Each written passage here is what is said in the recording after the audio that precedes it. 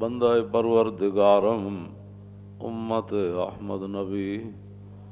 دوست دار چار یارم تاب اولاد علی مذہب حنفیہ دارم ملت حضرت خلیل خاک پائے غوث اعظم زیر سایہ ہر ولی صدیق عکس حسن کمال محمد است فاروق ذل جاہ جلال محمد است عثمان ضیاء شمع جمال محمد است حیدر بہار باغ خصال محمد است صلی اللہ تعالی علیہ وسلم۔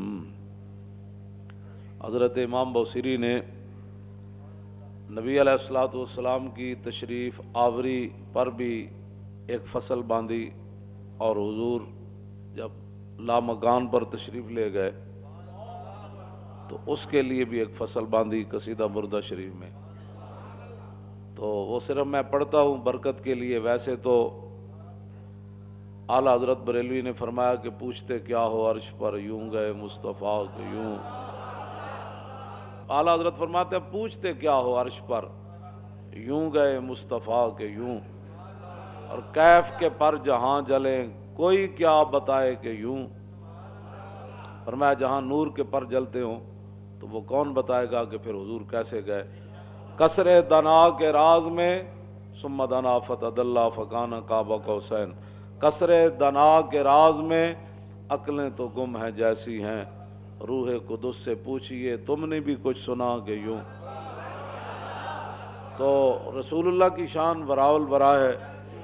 تو امام بوصیری نے کیا بات کر دی، یا خیر من یمم العافون ساحتہ سایم وفوق متون العین کالرسم ومن هو الآیۃ الکبریٰ لمعتبر ومن هو النعمۃ العظمیٰ لمغتنم سرایت من حرم لیلا الى حرم کما سر البدر فی داج من الظلم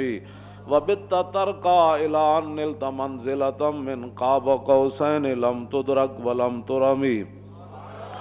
وقدمتك جمیع الانبیاء بها والرسل تقدیم مخدوم على خدمی وانت تخرق السبع طباق بهم في موكب كنت فيه صاحب العلم حتى اذا لم تدع شاوا لمستبق من الذنوب ولا مرقا لمستنم خفضت كل مقام بالاضافه اذ نوديت بالرفع مثل المفرد العلمي كما تفوز بوصل اي مستتر عن العيون وسر اي مكتتم فحزت كل فخار غير مشترك وجزت كل مقام غير مزدحم وجل مقدار ما وليت من رتب وعز ادراك ما وليت من نعم بشرى لنا معشر الاسلام ان لنا من العناية ركنا غير منهدم لما دعا الله داعينا لطاعته بأكرم الرسل كنا أكرم الأمم مولاي صل وسلم دائما أبدا۔ امام بوصیری فرماتے ہیں رسول اللہ جہاں تک گئے نا آج تک کسی کے خیال میں بھی وہ جگہ نہیں آئی۔ وَبِتَّ تَرْقَى إِلَىٰ نِلْتَ مَنْزِلَةً، حضور اس مقام پر تشریف لے گئے جہاں آج تک کسی کو خیال بھی نہیں آیا، اس واسطے، اور نہ کسی نے اس مقام کا ارادہ کیا، بس اتنی بات ہے۔ بدو گفت سالار بیت الحرام اے حامل وحی برتر پرام جو در دوستی مخلصم یافتی عنانم ز صحبت چرات آفتی۔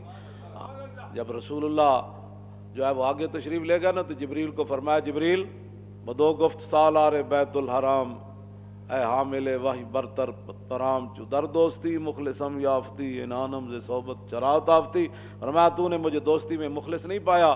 جبریل، جہاں تم کہتے رہے میں جاتا رہا، اب میں کہتا ہوں آگے چلیے۔ اگر یکسر منہ برتر پرم فروغ تجلا بسوزت پرم، بس اتنی بات عرض کی حضور۔ آپ فرماتے ہیں میں آگے چلوں، میں تو ایک بال برابر بھی آگے ہوا تو میں تو جل جاؤں گا۔ تو پھر حضور کہاں تشریف لے گئے؟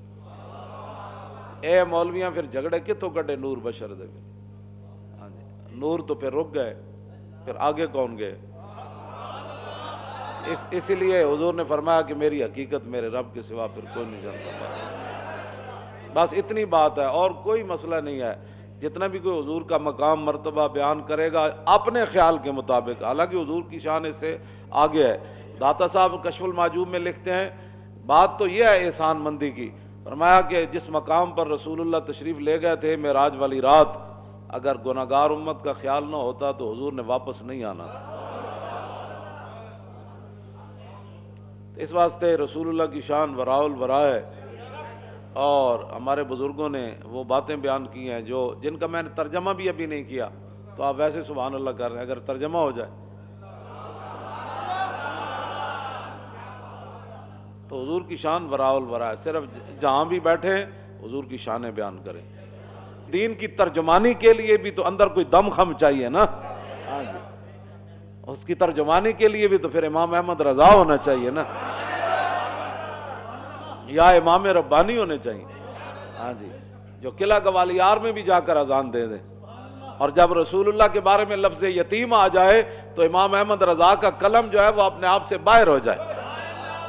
کہ بندے حضور کے بارے میں حضور کو یتیم کہہ دیا، تو اعلیٰ حضرت نے فرمایا اس کو پتہ نہیں تھا مولوی کو، اس نے کیا تقریر کی؟ حضور اقدس قاسم النعم مالک الارض رکاب امم موتی منعم قسم قیم ولی والی علی عالی کاشف القرب رافع الرتب معین کافی حفیظ وافی شفیع شافی عافی غفور جمیل عزیز جلیل وہاب غنی کریم عزیز خلیفہ مطلق حضرت رب مالک الناس دیان العرب ولی الفضل جلی الافضال رفیع المثل ممتنع الامثال صلی اللہ تعالی علیہ وسلم۔ توجہ، تو بندہ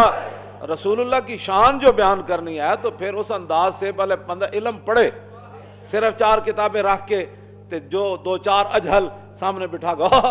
کیا بات کی بھئی، اجہل کو کیا پتہ ہے بیان کرنے کے لیے؟ وہ تو ایک مولوی نے بھی اعلیٰ حضرت کے دور کے اندر بیان کر دی کہ رسول اللہ نے حضرت نجاشی کی نماز پڑھی اور کہا کہ اس حدیث سے ثابت ہوتا ہے، اس نے بخاری شریف کی شرح لکھی